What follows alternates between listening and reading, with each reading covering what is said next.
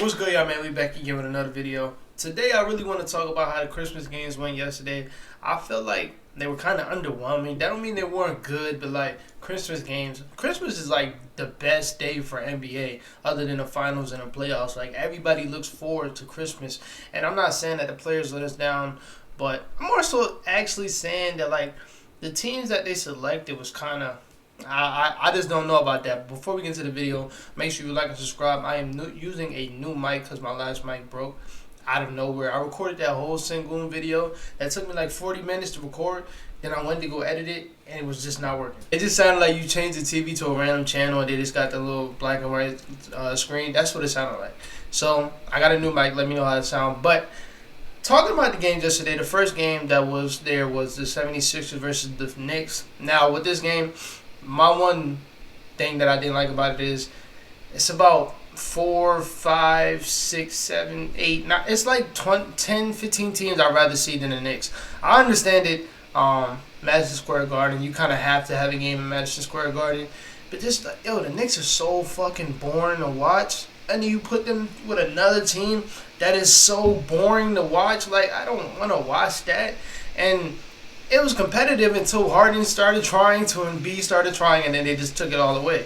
Like, that just wasn't a good matchup at all. I understand the Knicks been doing good as of late, but we know they're nowhere near in the upper echelon of the teams in the East, and the 76ers are up there.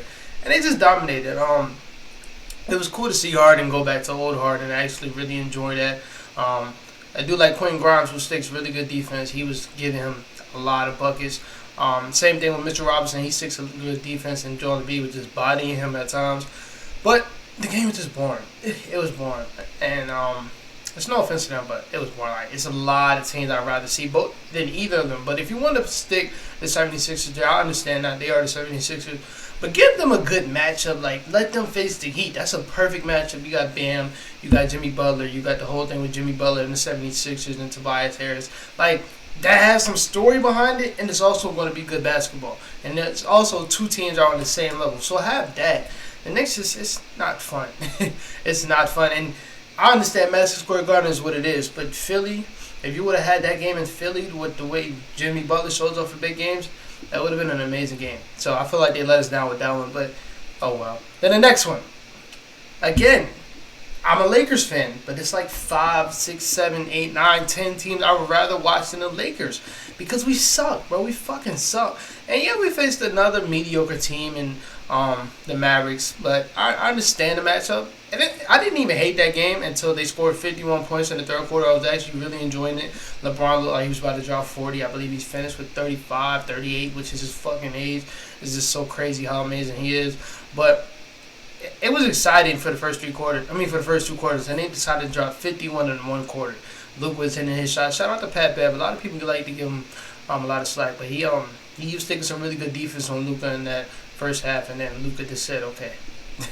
He just said, "Okay, then let me stop playing with him," and he just dominated. Tim Hardaway Jr. started hitting his shots. All the other people on the team started hitting their shots, so they just fucked us up. Christian Wood, we ran a lineup, and I'm not even mad at Darvin Ham for running this lineup because our personnel, we don't have shit. Like, we can't play our only big, Thomas Bryant, for 40 minutes. Damian Jones is just Damian Jones, so I understand. So he ran a lineup with Austin Reeves, Russell Westbrook, Lonnie Walker, and it was somebody else. I feel like it was somebody else that's small, like the 6'4", and then he had Pat Bev on the 5, and Christian Wood started fucking us up. I understand why he ran it, because we just don't have no fucking personnel. Because Christian was going to fuck up Damian Jones, so I'd rather just let Pat Bev just be gritty and just start smacking him and shit. And it just didn't work. They just fucked us up. But, like, yeah, the Lakers is just not good anymore. So, like, and I wish they would flex games. I understand the Grizzlies and the Warriors game was the best game of the night.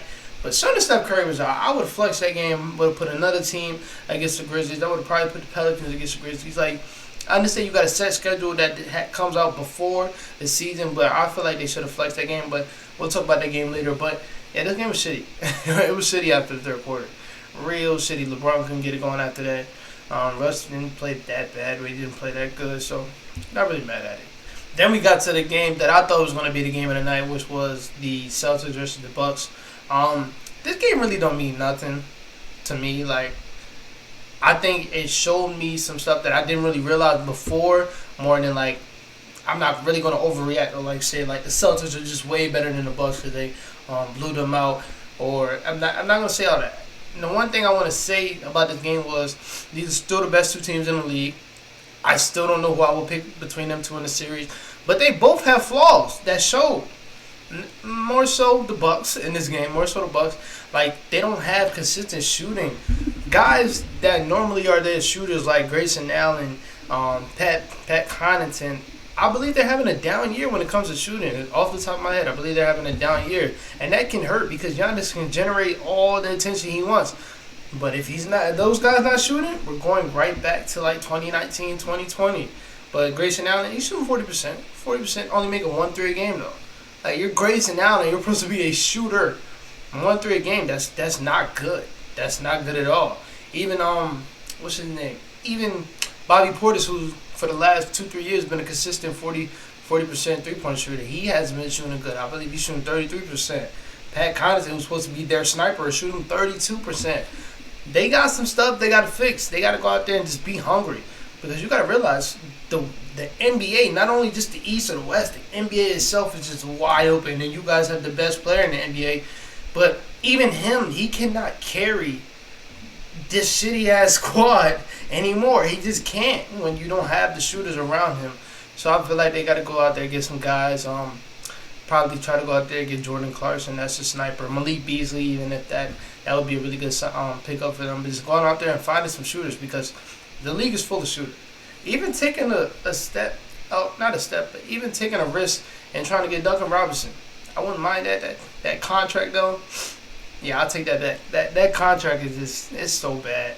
It's so bad. But I'm not really worried about them yet. We just gotta, more so I'm worried about is Chris Middleton. We have to see him fully healthy so like really care and see what they're going to be when it comes to playoff times. But you still got the best player. He had a down game this game, but he's Giannis. Every great player is going to have a down game soon, so it's Giannis. But Jrue Holiday is still looking like an all-star. Brook Lopez is still looking like a paint beast. So you're cool with all that. Then we look at the Celtics. They won the game, of course, won the game. Jason Tatum, superstar, top 7 player in the league, fucking superstar. Jaylen Brown, off the top of the head, probably, no, he's not. I was about to say he's the best Robin, but Paul George is still alive and well, so he's not the best Robin, but Jaylen Brown's having a career year. You have the guys around him, they finally start shooting better, but that's my point. Their offense, and maybe I'm wrong, but let me know what you think about this. Their offense is very reminiscent of the 2020, 2021, 2019 Jazz, where it's just straight threes all game. We're not doing shit but threes. Of course, you're going to do something else with threes. But you understand, like, their game is just all 3-point shooting. And you have games like the past, 10 games that they had? I believe they're 5-5 in their last 10. That's because the shots are going to stop making. And then you got to find a way to do other things. But the thing that they have that the Jazz didn't have, the Jazz only had one star. They have 2. And one of them is a superstar, a top 10 player in the league. So he's going to bail you out most of the time. But that's something to look at. That is definitely something to look at because we see when them shooters stop shooting, it's going to be hard to get them wins, especially when the NBA is just so wide open. It's so wide open. You can lose to anybody. A lot of people think they're inferior because of just how good they look, how good their offense looks. But it's a lot of teams that can beat the Celtics. It's about 4 teams that beat the Celtics. I wouldn't rule out the 76ers. 76ers, I understand what it is when it comes to playoff time, but what I'm seeing from right now, this Embiid, he looks fucking amazing. Like, I'm not that big of an Embiid fan. I used to be. Like, if you go back to, I made a video. I've been doing YouTube for like 3 years. If you go back to after the 2020 All-Star game, and you see how I talked about Embiid after that game, which is the fucking All-Star game, and you go to Viz before that when I talked about Embiid, I used to be a huge fan, and I just always wanted him to be dominant, and he got dominant, but then along with being dominant, he started doing foul baiting and shit, and I'm just not with foul baiting. I hate it. I hate it, but he's looking amazing. He is looking amazing. More so this game was really, it just proved, as of right now, it's Tatum and Jokic as MVPs. You can put KD in there, but like, Giannis, the reason why he dropped, because he was number one for me, but this past week he's faced the Cavs, he's faced the Nets, he's faced the Celtics. He lost all them games. He's dominated in most of them, not yesterday, but he still had a decent game to me. But the other two games he dominated in, but the team just lost. And that's going to matter when you get outshined, even though KD didn't really have a good game. And I would say D-Miss even really didn't even have a dominant game. He had 40. But like, if you watch the game, it was a little quiet 40. Like, Giannis is by far the best player on the court, and you can name whoever you want as the second best. But like, he's lost. He lost. So that's why he's low as of right now. I will argue him or KD as number 3. But that's it with that game. But the Memphis and first of all, I want to talk about the Suns and Nuggets game. I didn't watch it. I'm not gonna fucking lie.